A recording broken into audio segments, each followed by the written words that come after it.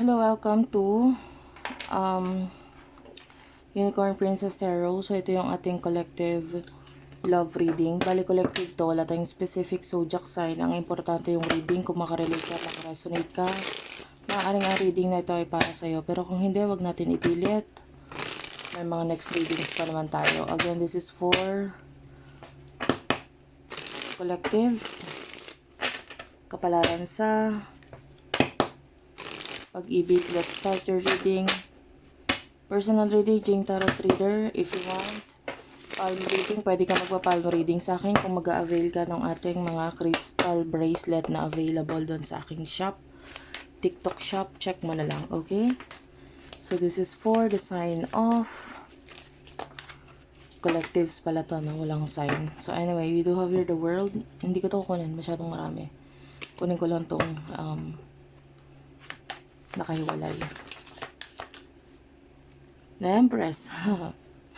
Nakita natin ang energy mo, you're loving yourself. You're loving yourself, you're loving yourself. Yan, continuous na pagmamahal sa sarili. For now, wala kang pakialam or wala kang ginagawang actions regarding dito sa person na nasa isip mo. With the world, maybe may distance na nangyayari sa inyo or maybe ikaw na ito na nagdidistansya sa kanya or maybe nilalagyan mo ng limitasyon kung ano man yung connection ninyong dalawa. I can see na medyo nagfo-focus ka na lang muna yung sa iyong sarili, lalo na sa more on physical, material na bagay, nandun yung pagfo-focus mo. Maybe ang decision mo ngayon is to balance yourself.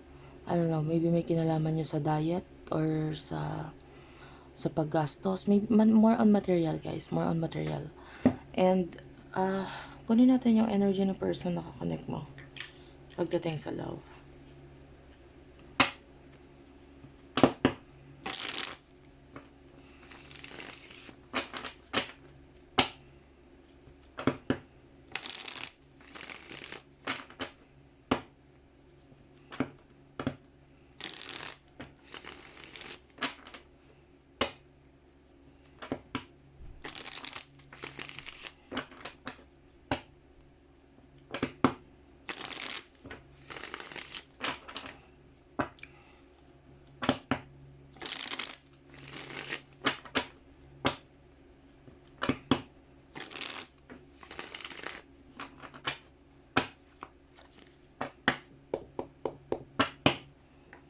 Person na connect mo pagdating sa love. Okay. This is weird. Okay. Nakita tayo dito ng soulmate energy. The High Priestess, Two of Cups, the Hermit, Queen of Pentacles, Taurus, Virgo, Capricorn, Major Arcana, the Hermit and the High Priestess. Cancer, Scorpio is also here. Pisces. Yan, lalo na nandito yung bottom of the deck, the Moon. This is a soulmate energy. Alam mo, itong tao to, napapanaginipan ka niya eh. Nakikita niya sa panaginip niya na ikaw yung person niya, ikaw yung karelasyon niya, kakonect niya. Ramdam niya sa sarili niya, soulmate ka niya. Hindi niya rin yun mapaliwanag, hindi niya yun ini-expect.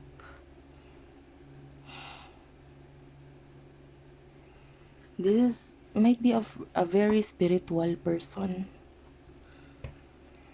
Or, anyway, this could be your side. Kasi pwede mo magkapalit-palit ang side na ito eh. Alam mo yan, kung napapanaginipan mo itong person na ito eh.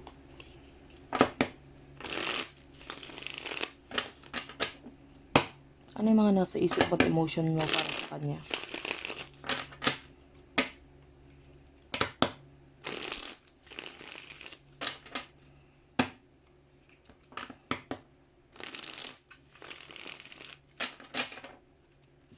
Mga nasa isip at emosyon mo para sa kanya.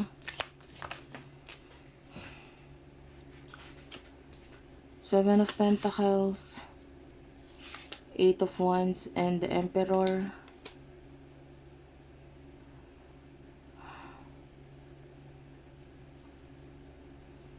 The sun is at the bottom of the deck.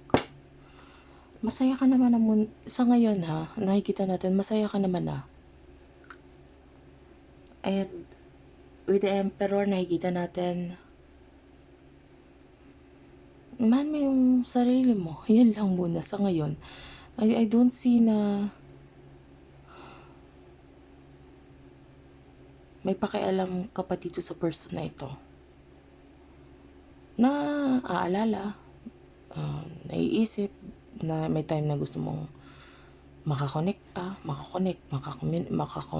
in a way na may komunikasyon, pero hindi na ganun. Kasi with the Seven of Pentacles, I don't see you making any movement or huge movement para magpapansin dito sa taong to. Yeah, I can see you being happy. How about yung person na ito? Ano nasa isip niya? Emotion niya para sa'yo?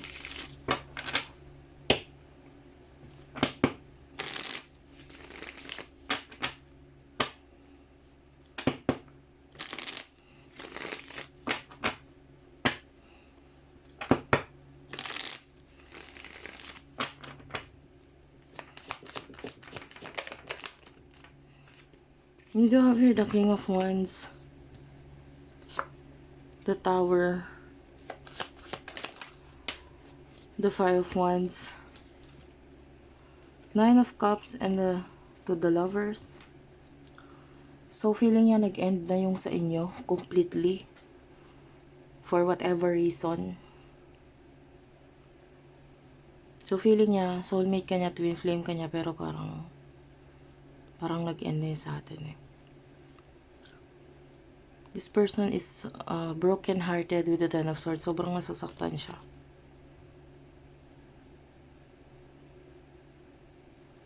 Hindi niya akalain eh. I feel like there's other choices here na nagwagi kung bakit nangyari yon. So parang feeling niya nag-end na yun sa atin because of that other choices. So sobrang nasasaktan yung person na ito. Anong gusto mong mangyari sa connection ninyo?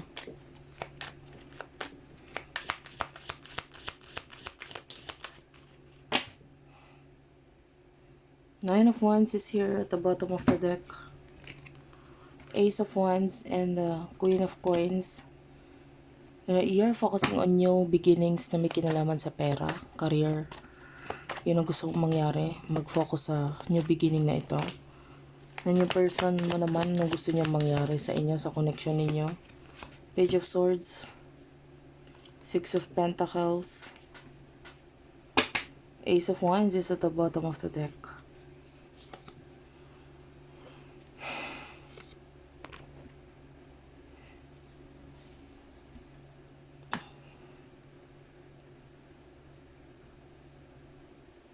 I feel like this person wants to surprise you. Gusto kanyang sorpresahin. Tell me about this. Yeah, maybe with the Knight of Swords, gusto niya mag-travel. So maybe there's this distance between the two of you. You are the Emperor, so gusto niya mag-travel papunta sa'yo. Lalo na nandito yung King of Cups. So gusto niya mag-travel and gusto niyang surpresahin ka ng like maybe pagta-travel or maybe an offer sa inyong dalawa. Like after nung pagta-travel na yun, there's definitely an offer na gusto niyang ibigay sa'yo or sabihin sa'yo. Tell me about the offer.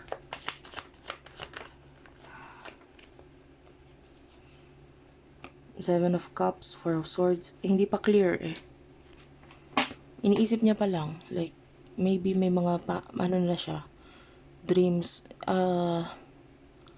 Wishes. Sabihin na muna natin wishes, no? May mga kahilingan pa siya na parang gusto niya munang makuha ito, mabili ito, For now, more on nakakonsentrate siya dun sa pagta-travel. And then, sa huli pa yung surprise. Hindi pa siya sure kung ano yung surprise na yan. Maybe some kind of gift. No? Kung hindi man ito offer, maybe a gift. Because it is showing here as a very special. Oh, the Ten of Swords is here. Nagtatago. The Ten of Swords. So, this person wants to give you something special. And might be walang-wala siyang magawa ngayon eh.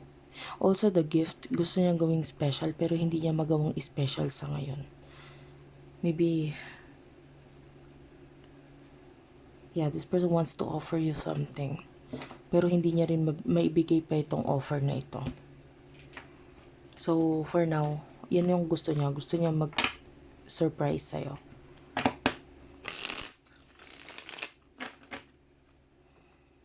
What will happen in the future for you?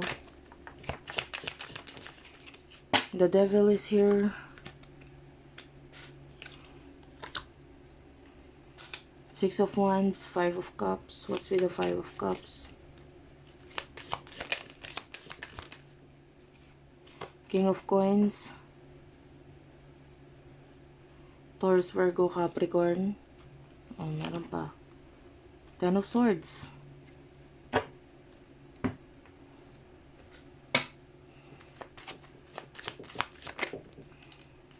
Queen of Cups. Ten of Wands. And this person is never going to let you go. Hindi ka niya let go eh. Oh, the Strength card. Masyadong matibay yung connection niya ng person na ito. May lilo or pause na nangyayari. Pero hindi ka niya let go. And I can see you. Kung ano man yung mag-e-end sa iyo, I feel like it has something to do with the devil. This is a person na pwedeng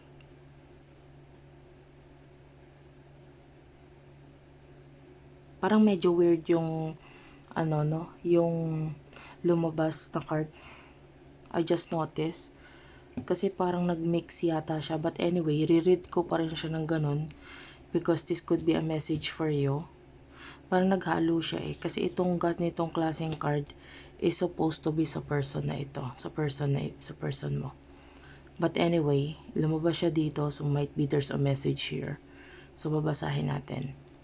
In the future, I can see you waking up from something. Like maybe with the Queen of Cups, may mga tao ka sa buhay mo ngayon na parang ibinibigay mo lahat sa kanila. Pag-intindi, pag-unawa, and to the point na pwedeng ikaw ay naaabuso. With the Five of Cups, I can see this is you na nagigising ka dun sa katotohanan na yon, that you should be the King of Coins. You should be the ruler here. You should be the one na nasusunod. And I can see you maybe in the future making an ending of something na dahil tingin mo yun naman talagang dapat gawin. Okay? And a lot of purchase or pagbili ang nakikita natin ginagawa mo in the future. Knight of Swords. Yan. I can see a lot of growth then. Alam mo yung daloy ng pera sa'yo. Tuloy-tuloy. Yun ang maganda.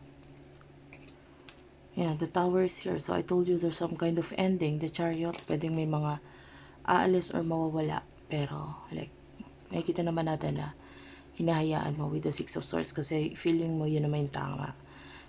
With the Three of Wands, nakita tayo ng pagka-miss. For some of you, if you are in a relationship, high chance of a separation. Paghihiwalay.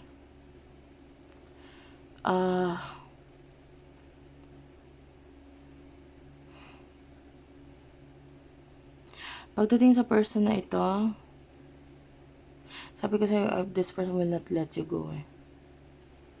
This person will not let you go. Hindi ka niya ila-let go. So maybe may pause sa connection ninyo ngayon pero hindi niya hahayaan na magtuloy-tuloy yung separation sa inyo.